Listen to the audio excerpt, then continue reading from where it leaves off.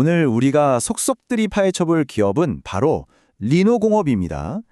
반도체 테스트 부품 분야에서는 세계적인 강자인데요. 아니 도대체 어떻게 하면 매출의 거의 절반을 이익으로 남길 수 있는 건지 그 놀라운 수익성의 비밀을 같이 한번 파헤쳐 보겠습니다. 자, 본격적으로 시작하기 전에 제가 질문 하나만 던져볼게요. 만약에 어떤 회사가 10,000원짜리 물건을 팔 때마다 거의 5,000원 가까이를 순수하게 이익으로 가져간다고 상상해 보세요. 이게 과연 가능한 일일까요? 바로 이 숫자입니다. 47.5%. 와, 잠시만 이 숫자를 가만히 한번 보세요. 진짜 엄청나지 않나요? 네, 맞습니다. 이 믿기지 않는 숫자가 바로 리노공업의 영업이익률이에요. 쉽게 말해서 제품 하나 팔면 그 가격의 47.5%가 이익으로 남는다는 뜻입니다. 이건 독보적인 기술력이랑 시장 지배력이 없으면 제조업에서는 거의 상상도 할 수 없는 수준이죠. 그럼 이 회사를 제대로 알려면 딱 3가지에만 집중하면 됩니다. 이 회사의 현재 그리고 미래까지도 결정하는 가장 중요한 3가지 움직임이 있거든요. 이 3가지가 오늘 이야기의 핵심이라고 할 수 있겠네요.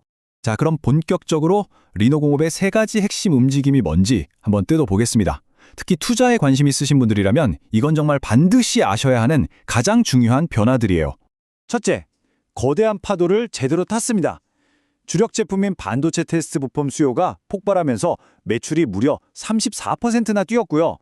둘째, 이익률을 거의 예술의 경지로 끌어올렸어요. 원가 관리를 정말 철저하게 해서 아까 봤던 그 47.5%라는 경이로운 영업이익률을 만들어냈죠. 그리고 마지막 셋째, 미래를 짓고 있습니다. 생산 능력을 확 늘리기 위해서 무려 972억 원이라는 어마어마한 돈을 신규 공장에 투자하고 있거든요. 좋습니다. 들어보면 정말 대단한 이야기인데 말만 들어서는 안 되죠. 그래서 그 증거는 어디에 있을까요? 지금부터는 실제 재무 데이터를 보면서 이 이야기들이 어떻게 숫자로 나타나는지 직접 확인해 보겠습니다. 이 차트 한번 보시죠. 와, 정말 한눈에 들어오죠? 매출액이랑 영업이익이 얼마나 가파르게 성장했는지 말이에요. 이게 바로 아까 말씀드린 첫 번째 핵심, 매출 성장이 숫자로 딱 증명되는 순간입니다. 더 구체적인 숫자는 바로 다음 슬라이드에서 보여드릴게요. 자, 이제 구체적인 숫자를 한번 보시죠. 매출, 영업이익 모두 엄청나게 늘었고 심지어 영업이익률은 기존의 44.6%에서 47.5%로 더 좋아졌습니다. 그런데 이 표에서 우리가 진짜로 주목해야 할 부분은 따로 있습니다. 저기 맨 아래에 있는 총 차입금 라인 보이시나요? 네, 맞습니다. 0원이에요. 빵원. 이 회사는요, 단기든 장기든 남한테 빌린 돈이 단 1원도 없다는 뜻입니다. 이런 무차입 경영이 뭘 의미하냐면요, 회사가 벌어들이는 강력한 현금 창출 능력과 합쳐져서 이 회사를 그야말로 재무적 요새로 만들어주는 겁니다. 외부에서 어떤 충격이 와도 절대 쉽게 흔들리지 않는 아주 단단한 성을 쌓아 올린 거죠. 하지만 여러분, 모든 것에는 빛과 그림자가 있는 법이죠.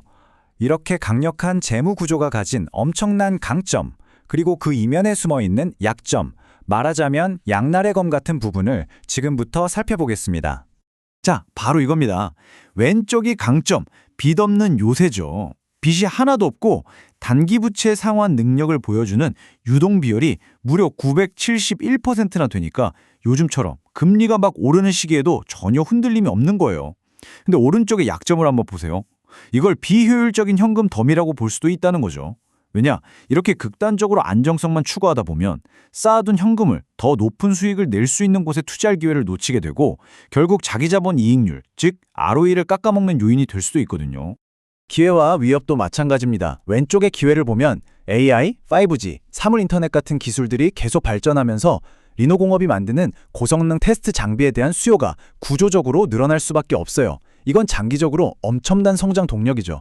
하지만 오른쪽의 위협을 보세요. 매출의 거의 90%가 반도체 산업 하나에만 몰려 있습니다. 만약에 반도체 경기가 확 꺾이면 어떻게 될까요? 그 충격을 아주 직접적으로 그리고 심각하게 받을 수밖에 없는 구조라는 겁니다. 그럼 앞으로 우리는 도대체 뭘 봐야 할까요? 이 회사가 어느 방향으로 가고 있는지 알려줄 핵심 신호들, 말하자면 미래의 이정표들을 지금부터 딱 짚어드리겠습니다. 우리가 지켜봐야 할 것 중에 가장 중요한 건 바로 아까 말씀드렸던 세 번째 핵심 움직임, 신규 공장 투자입니다. 총 972억 원짜리 프로젝트인데 이미 이번 분기에만 504억 원을 썼어요.